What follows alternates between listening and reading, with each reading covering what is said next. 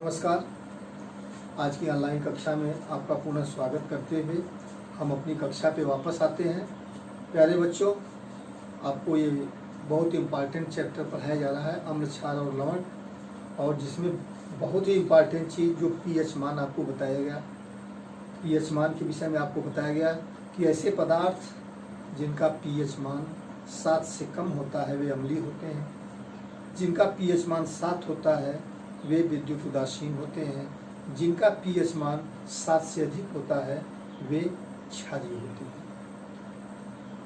इसके बाद आपको लवण के विषय में पढ़ाया गया कि उदासीनीकरण की प्रक्रिया में पानी के अतिरिक्त जो भी रासायनिक पदार्थ प्राप्त होता है उसे हम लवण कहते हैं। लवण के 3 प्रकार आपको बताए गए। अम्लीय लवण जो प्रबल अम्ल और दुर्बल क्षार की अभिक्रिया द्वारा प्राप्त होता है, क्षारीय लवण जो दुर्बल अम्ल और प्रबल क्षार की अभिक्रिया द्वारा प्राप्त होता है, और सामान्य लवण जो प्रबल अम्ल और प्रबल क्षार की अभिक्रिया के द्वारा हमें प्राप्त होता है। तो हम कुछ लवणों का अध्ययन करेंगे, जिसमें से साधारण नमक है जो हम घरों में खाने में प्रयोग करते हैं, सोडियम हाइड्रोक्साइड है, ब्लीचिंग पाउडर है, प्लास्टर ऑफ पेरिस है, ये धावन सोडा है, बेकिंग सोडा है। इन सभी लवणों का हम अलग अलग अध्ययन करेंगे। तो इस क्रम में हम पहला लवण लेते हैं साधारण नमक।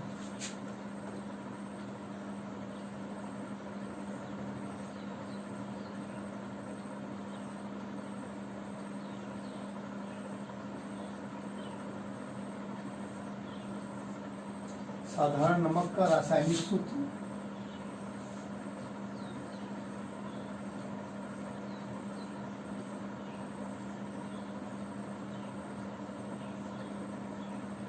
NaCl, और इसका नाम रासायनिक नाम होता है सोडियम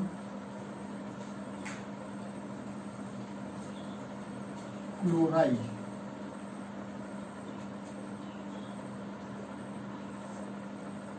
ये साधारण नमक जो हम खाने में प्रयोग करते हैं, तो आपके दिमाग में आता होगा कि ये नमक बनता कैसे है। तो इसके बनाने की 2 विधियां हैं। पहली विधि है प्रयोगशाला विधि।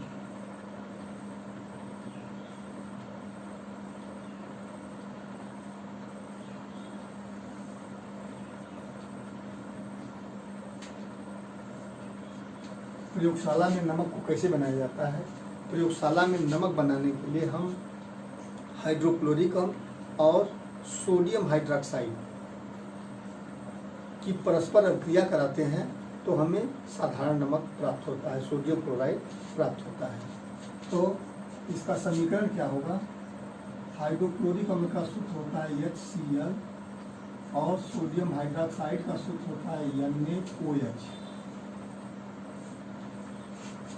इन दोनों की अभिक्रिया कराएंगे तो हमें जो है साधारण नमक NaCl प्राप्त होगा और ये पानी बनेगा।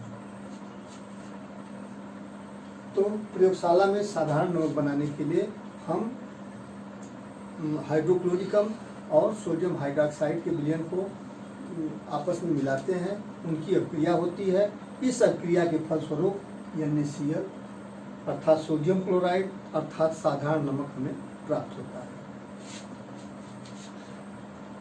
इस विधि से नमक बनाने में, ये प्रयोगशाला में इस तरह से बनाया जाता है। इस तरह से इतना ज़्यादा नमक हम जितनी ज़रूरत है, जितनी डिमांड है नमक की, हम ऐसे बनाएंगे तो बहुत महंगा पड़ेगा, क्योंकि HCl भी महंगा होता है, सोडियम हाइड्रोक्साइड भी महंगा होता है। तो इसके बनाने की दूसरी विधि है औद्योगिक विधि।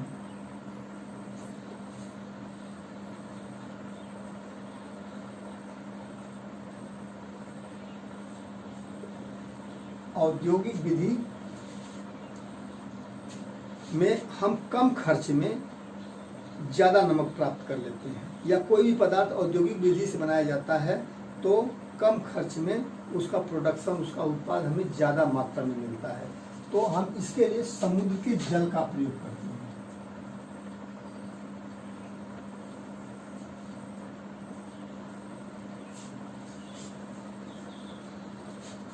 समुद्र के जल में नमक की मात्रा बहुत ज़्यादा होती है। और कैसे बनाया जाता है, समुद्र के पानी को इकट्ठा करके उसका वाष्पीकरण करते हैं, और वाष्पीकरण करते हैं तो जो समुद्र के पानी में जो पानी होता है वह वाष्पीकृत होकर के वह उड़ जाता है और एक ढेले के रूप में हमें नमक प्राप्त होता है। और यह जो नमक प्राप्त होता है इसमें अशुद्धियाँ रहती हैं, जैसे समुद्र के पानी में बालू इत्यादि के कण रहते हैं। तो इस ढेले को पुनः जो है पीस करके बारीक कर लेते हैं, पुनः पानी में इसको घोलते हैं, और पानी में घोलने के बाद इसको छान लिया जाता है। तो छानने से बालू के कण जो होते हैं वे अलग हो जाते हैं, और जो विलयन प्राप्त होता है उस विलयन का हम पुनः वाष्पीकरण करते हैं तो हमें शुद्ध नमक प्राप्त होता है। औद्योगिक विधि को फिर से सुन लें। औद्योगिक विधि से नमक को बनाने के लिए हम समुद्र के जल का प्रयोग करते हैं। समुद्र के जल को इकट्ठा करके उसका वाष्पीकरण करते हैं। जैसे वाष्पीकरण क्रिया जानते हैं, पानी को गर्म करेंगे तो वाष्प बनती है ना, तो उसी तरह से समुद्री जल को भी गर्म करेंगे तो वाष्प बनेगी, और ये वाष्प केवल पानी की ही बनेगी, नमक की नहीं बनेगी।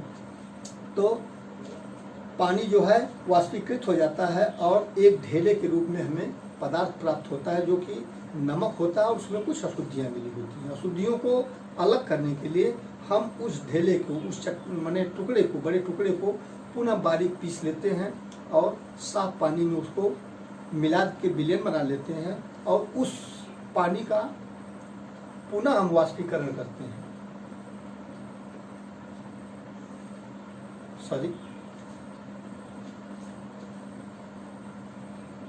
उस पानी को छान लेते हैं। छान करके जो छानने के बाद विलयन प्राप्त होता है उस पानी का पुनः वाष्पीकरण करते हैं, तो हमें नमक की बड़े बड़े ढेले प्राप्त होते हैं, और उन्हें बारीक पीस करके इसको जो है प्रयोग में लाया जाता है। ये तो था साधारण नमक के विषय में। अभी नमक पीछा नहीं छोड़ेगा। दूसरा यौगिक अब चलते हैं, सोडियम हाइड्रोक्साइड, दूसरा लवण।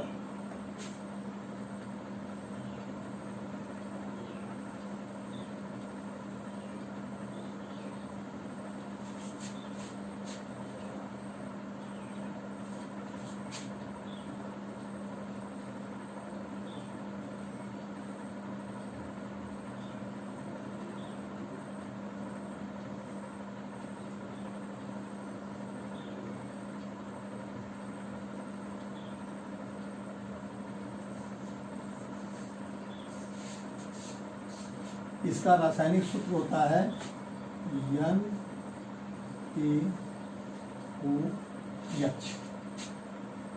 और इसे कास्टिक सोडा के नाम से भी जाना जाता है।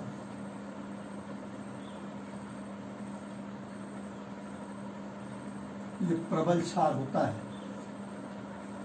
ये जो है प्रबल क्षार होता है। तो सोडियम हाइड्रोक्साइड को बनाने के लिए भी नमक के विलयन का ही प्रयोग किया जाता है।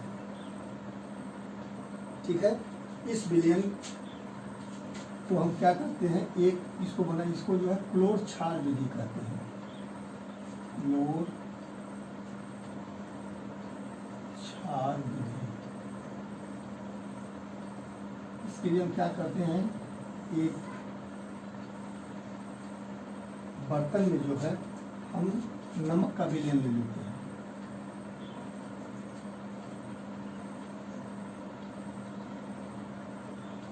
चित्र बना देते हैं, अभी आपको हम रिफाइन करेंगे इसको।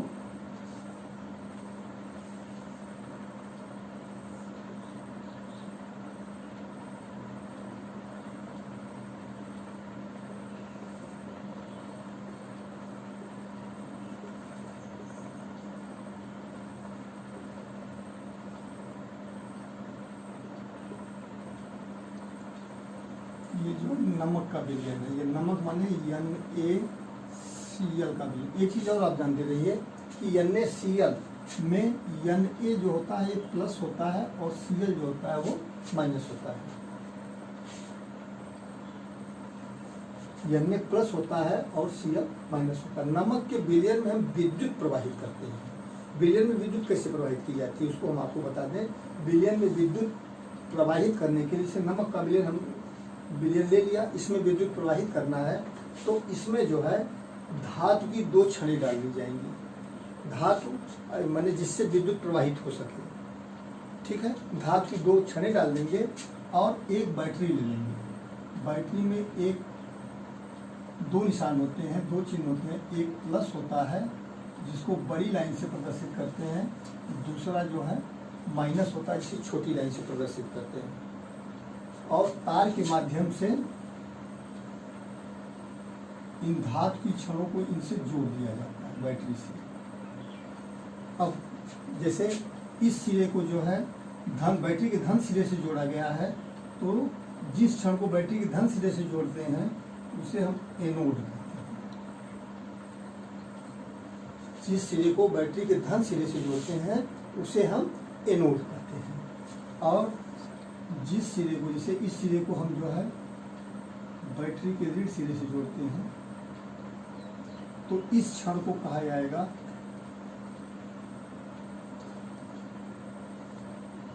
कैथोड, ठीक है।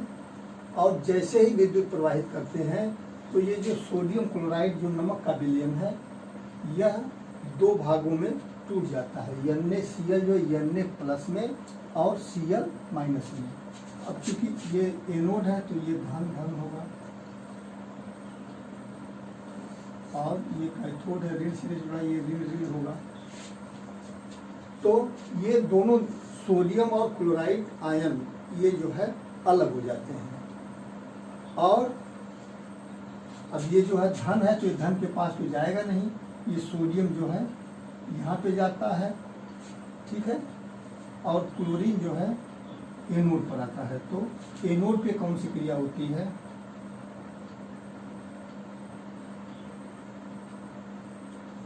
एनोड पर ये क्लोराइड आयन जाएगा, विपरीत आवेश की तरफ जाता है।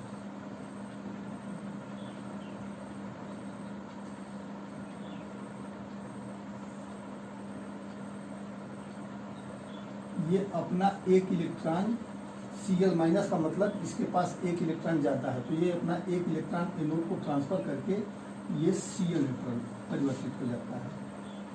और ये Cl क्लोरीन जो है इस अवस्था में नहीं रह सकती है, ये Cl2 के रूप में ही रहती है। तो बैलेंस करने के लिए यहाँ पे 2 लगा देंगे और जब एक क्लोरीन एक इलेक्ट्रॉन दे रहा है तो ये 2 इलेक्ट्रॉन देगा, ठीक है। ये क्रिया जो है एनोड पर होती है। इसी तरह से कैथोड पर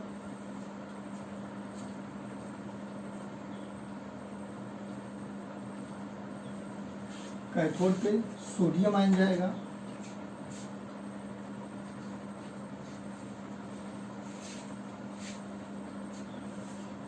और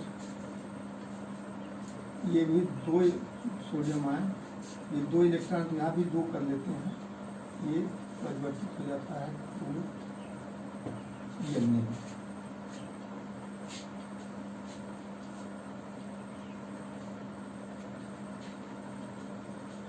अब देखिए यहाँ पे जो सोडियम प्राप्त हो रहा है, अब नमक के मिलन में पानी तो है ही पहले से, ये सोडियम जो है पानी से क्रिया करता है। 2Na plus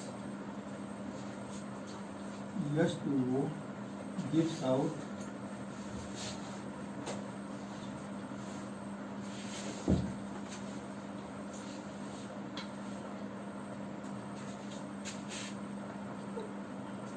Na plus H2O gives out NaOH plus H2। इस तरह से हमको जो है ये कास्टिक सोडा या सोडियम हाइड्रोक्साइड यहाँ पे कैथोड पर प्राप्त होता है।